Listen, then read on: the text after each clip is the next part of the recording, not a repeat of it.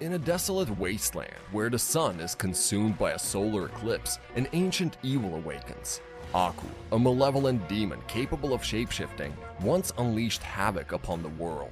Nearby, a Japanese emperor shares the tale of his fateful encounter with his son. Despite his valiant efforts, the emperor was powerless against Aku's might. Yet, determined, he embarked on a treacherous journey to the mountain's peak where the three monks resided. Recognizing the gravity of the situation, they forged the sacred sword. Armed with this enchanted blade, the emperor confronted Aku and emerged victorious, imprisoning the demon within the very wasteland he created. As his people rebuilt their shattered world, they held on to the belief that Aku's darkness would never return. Unbeknown to him, Aku had indeed returned, casting a shadow of impending doom upon the emperor's kingdom. Desperate to protect his realm, the emperor hastened to retrieve his sword, but his efforts proved futile. Trapped in Aku's clutches, the emperor faced a grim fate. In his final moments, he implored his wife to flee with their son and the sword, safeguarding their hope for a brighter future. The boy's mother entrusted him to safer hands, envisioning his future as a savior who would avenge his father and bring salvation to the world. Through relentless training over decades, he mastered diverse combat styles until, at last, he was reunited with his long-lost mother. The boy was ready to wield his father's sword and end Aku's tyranny once and for all. Aku, on the other hand, had built a whole empire where he and his goons forced men into a never-ending labor. The emperor was amongst these men, who faced the most dire consequences as he was once the last hope of mankind. But his days of slavery were about to end, and his son had arrived to free his father. With unwavering resolve, the boy embarked on a perilous journey, determined to confront the demonic presence that had haunted his family through the ages.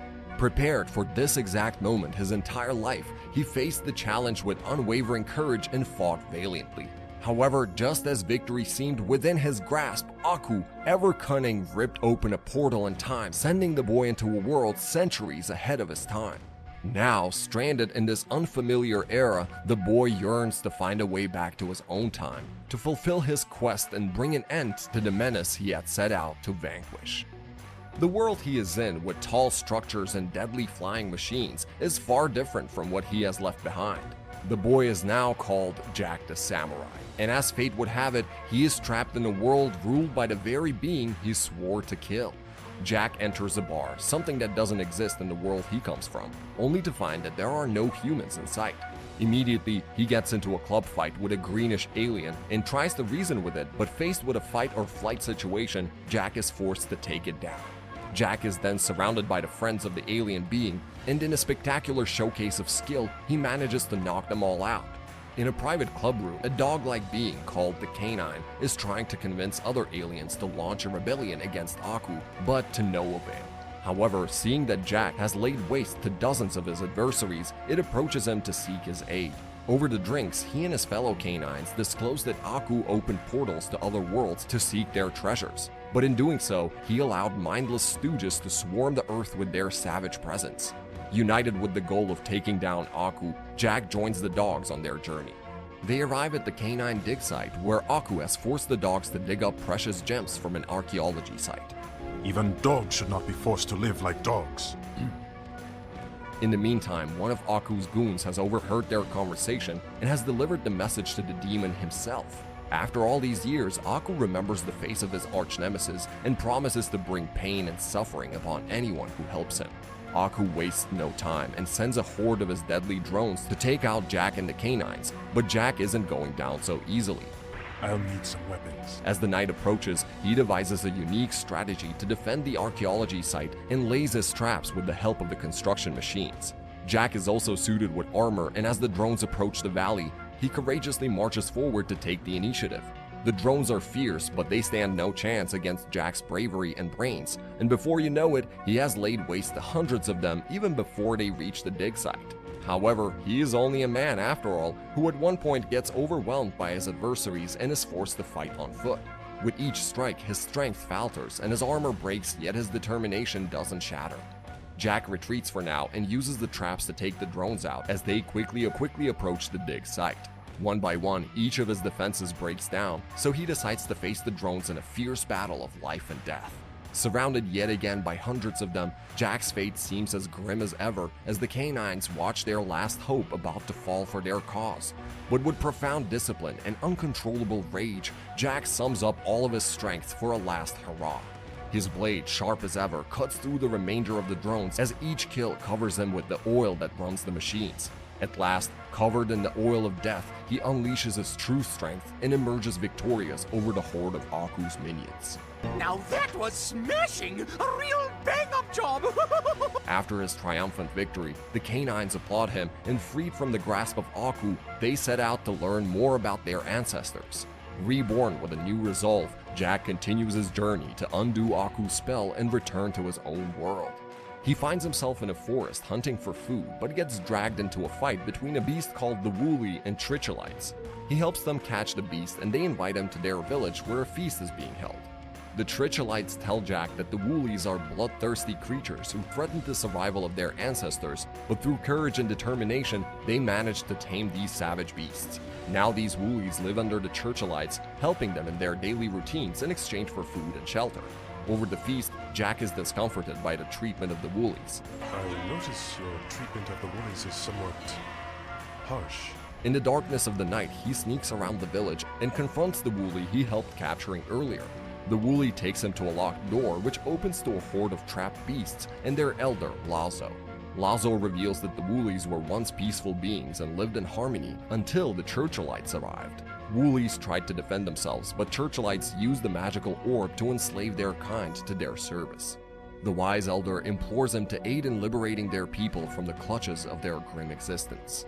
Unfazed by the daunting task ahead, Jack fearlessly engages in a battle against the Tricholites, fighting side by side with the Woolies.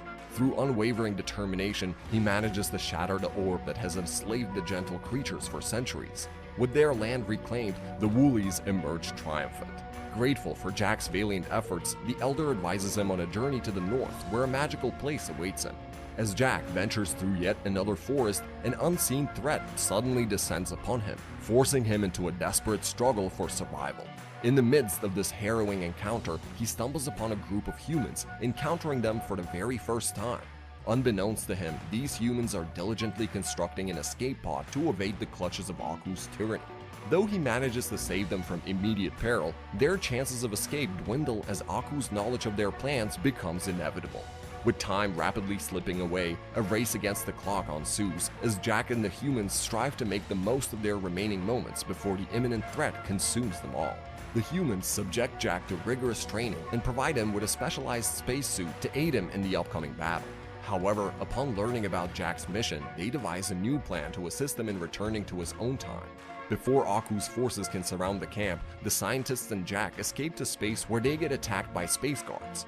Jack is sent out to fight these guards, and he must return to the space pod before the time warp if he intends to reach his home. Jack fights bravely against a wave of monsters and returns to the pod in time.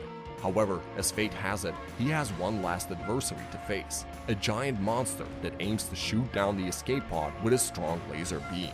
Seeing the gravity of the situation, Jack leaves the pod again to take it down, being well aware that he will never be able to return. In a heroic fashion, he manages to deflect the laser. However, his valiant act comes at a cost. As the pod hurtles away into the vastness of space, Jack finds himself marooned, free-falling back towards Earth, clinging to the hope of discovering another way home. On his journey, Jack stumbles upon Arabian land and visits a fortune teller's quarters after noticing the symbols on his door. After seeing the ancient Woolly scroll in Jack's possession, the fortune teller takes him to the light of eternity. The light shows him a jewel that he must seek to return to his world. However, only those with a pure heart must approach it, or they will face its wrath. Suddenly, he gets ambushed by Aku's minions, and a green-skinned warrior woman wielding a black sword arrives to his rescue. The two fight their way out of the market and set up a campfire to rest for the night, where the woman tells the story of her father who was trapped by Aku. She seeks a jewel that has the power to free her father, the same jewel that Jack saw in the vision. United by a common goal, Jack and her form a formidable team in search of the magical jewel. Enduring scorching heat, sandstorms, and desert creatures, their journey strengthens their bond over several nights. Finally, they stumble upon a mirage, where the jewel reveals itself and Jack humbly requests to harness its powers.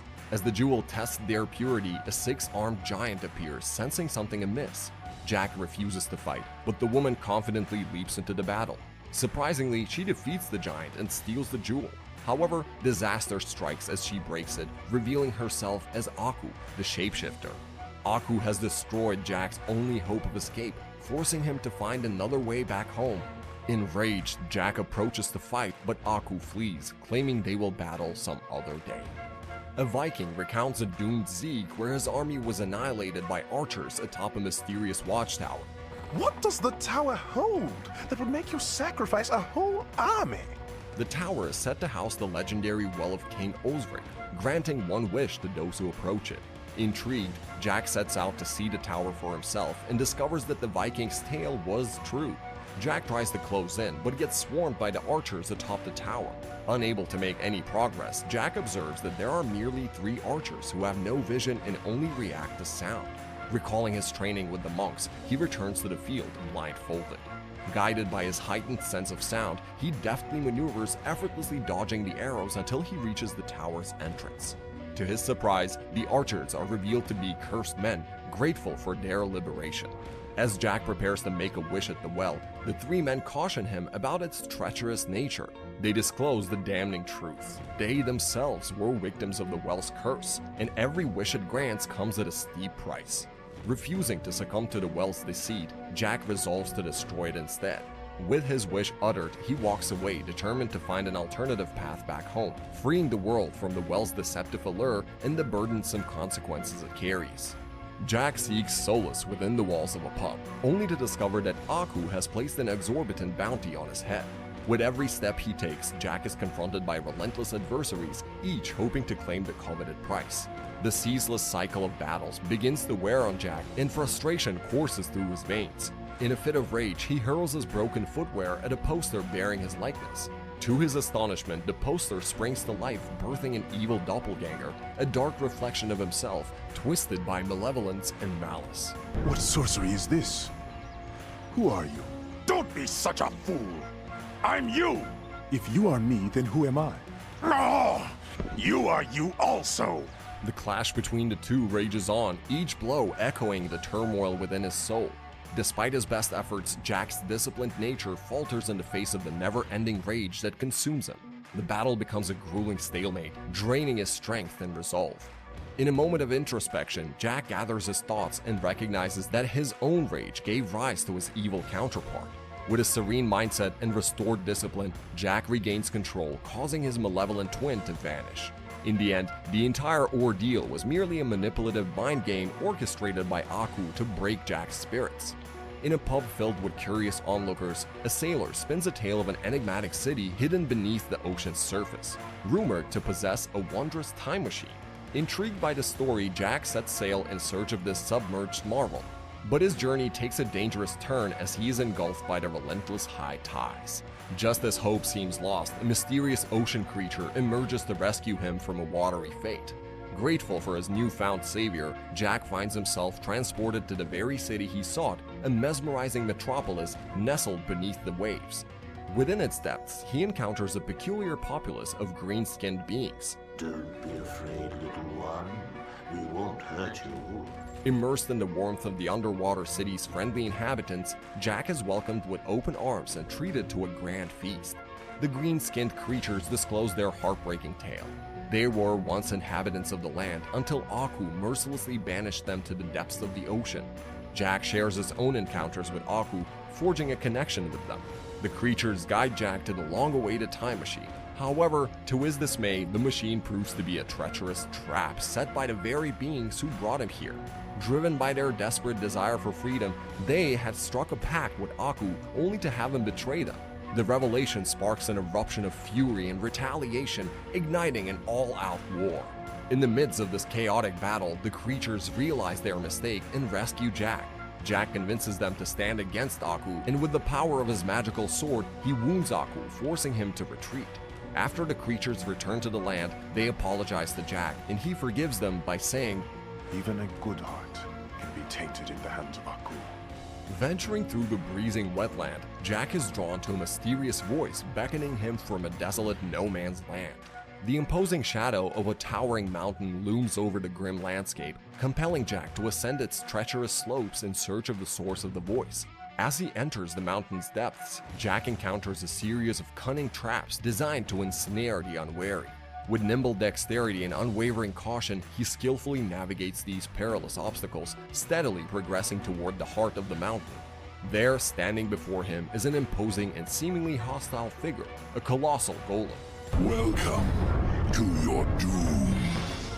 Jack has no interest in battling the monstrous creature, rendering his goal utterly futile. He discloses his past as a former ruler of a prosperous kingdom encompassing the mountain. The kingdom's prosperity abruptly ended when a malevolent monster emerged from the shadows, wreaking havoc and annihilating everything. Trapped within the mountains, he manipulated the terrain over eons to deter all but the mightiest warriors. His only chance to enter Valhalla, the sacred resting place of warriors, hinged on confronting a formidable opponent and meeting his end in combat. My fate is at your mercy. Jack confronts the monstrous foe in a solemn duel, ultimately bringing an end to his torment. As the evil's curse shatters, the man is restored to his human state. Shortly thereafter, he gracefully embraces the passage of time, succumbing peacefully, having attained the long-desired serenity. At that moment, the Valkyries of Valhalla descend, bearing witness to his valor, and whisk him away to the realm of warriors, fulfilling his lifelong aspiration. Pressing on with his journey, Jack encounters a seemingly endless rope bridge stretching out for miles ahead. After traversing the treacherous path for an entire day, he chances upon another traveler approaching from the opposite side, his footsteps accompanied by the rather annoying melodies of bagpipes. By the look on your face, I can tell you like the pipes, wee laddie. Locked in a feud born out of the bridge's narrow passage, tension escalates between the two travelers as the realization dawns that only one can proceed at a time. The bagpipe-playing man provokes Jack, issuing a challenge that ignites their conflict. Frustrated by the impasse, Jack impales his sword through the man's back, initiating a fierce exchange of blows. To Jack's astonishment, his adversary proves to be equally formidable, if not more so, wielding an enchanted blade akin to his own.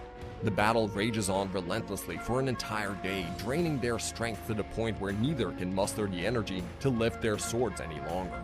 Unexpectedly, a bounty hunter intervenes, cuffing both men and forcing them to leap from the bridge. With bounties on their heads, they seek refuge in a settlement only to be surrounded by more pursuers.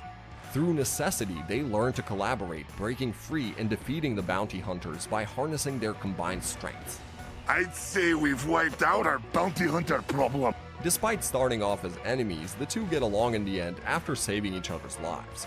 As Jack continues his quest, he stumbles upon a grand orchestra event where he intervenes to save some individuals from perilous robotic executioners. One among them develops a fondness for Jack and extends an invitation to join their gang. Initially declining the offer, Jack's perspective changes upon discovering that the gang is actually working for Aku. Realizing that his unwavering honor has not proven effective against his nemesis, Jack makes the difficult decision to join the gang, recognizing that deceit may be his only weapon to get closer to Aku and secure victory. Under the guise of loyalty, the gang assigns Jack the task of collecting protection money from an elderly man accompanied by his feline companions. While the gang believes Jack has completed the mission and earned their trust, he cunningly allows the man and his cats to escape, preserving their freedom. Now ingrained in the gang, Jack faces his next assignment, capturing the legendary Neptune Jewel, a precious gem capable of granting dominion over the world's waters. Protected by the spirits of earth, wind, and fire, Aku's minions have been tasked with obtaining it, as Aku himself cannot approach it directly. With careful planning and skill, Jack successfully steals the Neptune Jewel from the guarded spirits, much to Aku's astonishment when the gang presents it to him. Aku questions how they acquired such a prized possession. Seizing the opportunity, Jack reveals himself and launches an attack on Aku, once again gaining the upper hand. However, just as he is about to deliver the decisive blow, the gang intervenes, mistakenly believing that they are saving Jack from imminent demise. Their actions result in Jack being knocked unconscious, leaving his fate uncertain. We saved your life. During his travels, Jack gains popularity among the children, much to Aku's dismay. Determined to win them over, Aku gathers all the children in one place and tells them stories. First, he narrates a tale of a heroic warrior who saves Earth from a world-devouring threat, and the hero happens to be none other than himself. However, the children remain unimpressed and fail to applaud. Undeterred, Aku tells a simpler story about a little girl in a red hood who valiantly defends her sick grandmother from a wolf, using laser-beaming eyes and combat prowess. Yet again, the children show no interest or applause. Finally, one of the children requests stories about Samurai Jack. Aku reluctantly tells a tale of 3 bears living happily, only to be invaded by a wicked samurai who devours their porridge and destroys their home while they are away. A child stands up declaring that Jack would never commit such acts. Frustrated, Aku continues to fabricate stories where Jack is the villain, but the children persist in questioning his narratives. Defeated, Aku leaves as he realizes he cannot win over the children. Once Aku departs, the children begin crafting their own stories, depicting Jack as the valiant hero who defeats Aku and saves the world from his wickedness. Although Jack is still far from his ultimate goal, his bravery and kindness have inspired hope throughout the world, making him the last beacon of redemption.